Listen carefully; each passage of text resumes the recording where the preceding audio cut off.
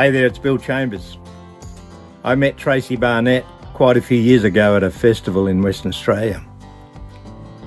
And I was impressed with her guitar playing and her songwriting. And later that day, we decided to write a song together called 5 Year Plan. Tracey had mentioned the mine workers and how they'd arrived looking for a better life, and they had a 5-year plan.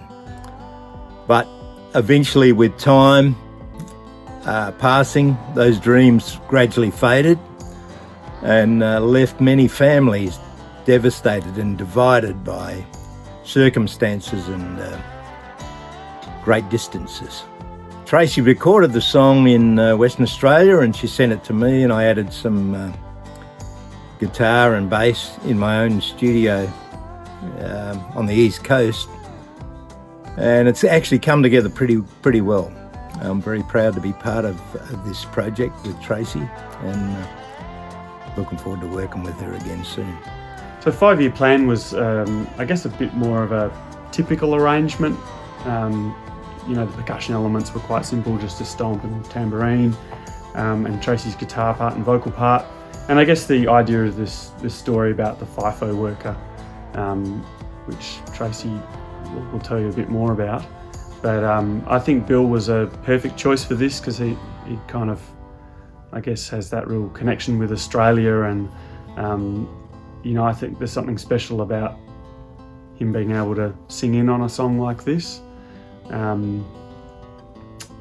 kind of brings that real the storytelling element that I associate with Bill to this.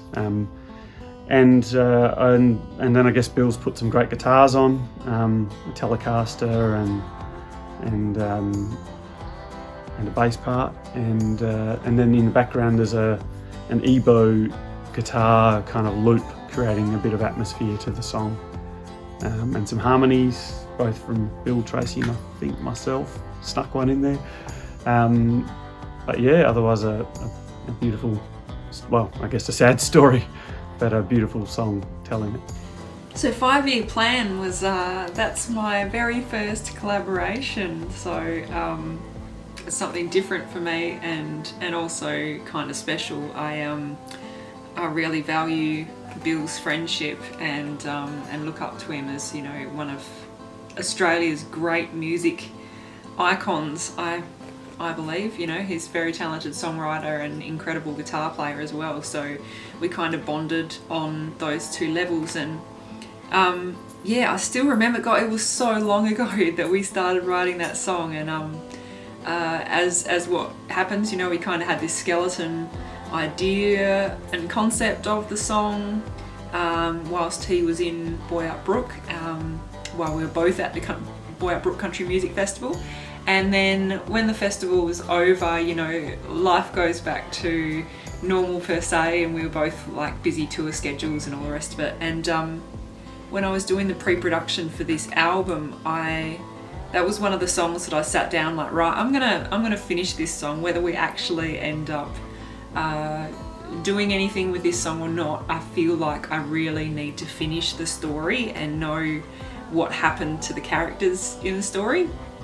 Because this was a very different way of songwriting for me in comparison to how I normally do it. So, normally I kind of wait for the inspiration to come to me, whereas this time around it was more of me trying to describe this story of these fictional characters, but I must say I know a lot of people, and I've talked to a lot of people in the whole FIFO lifestyle and kind of seen many different perspectives, and certainly not all of them bad, and not all of them end like the story of these characters, but this just felt like an area that needed a bit of light shed on it, perhaps. Yeah, I set about finishing this off, and then Bill was touring Western Australia,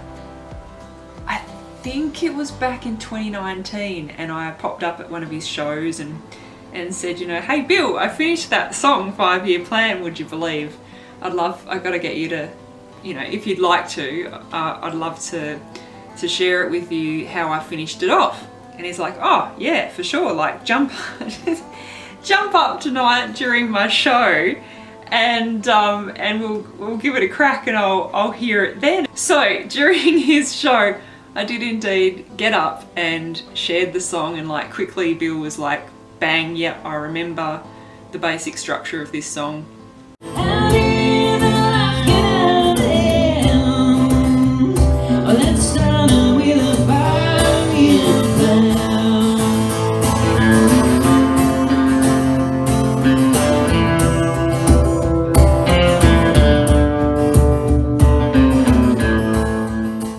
At the end of the show, he was like, I actually really like what you did with that song and where you took the story, and you know, we should do something with that. And the feedback from the audience was like, oh my god, wow, where can we get a copy of this song? You guys sound fantastic together.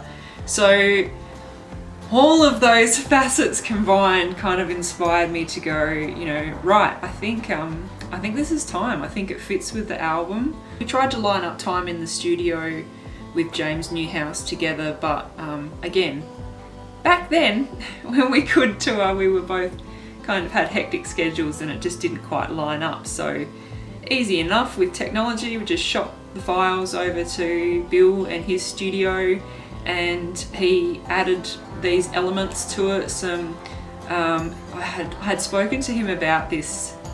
Now I could get this bit wrong, but his resonator, I think it's like 100 years old.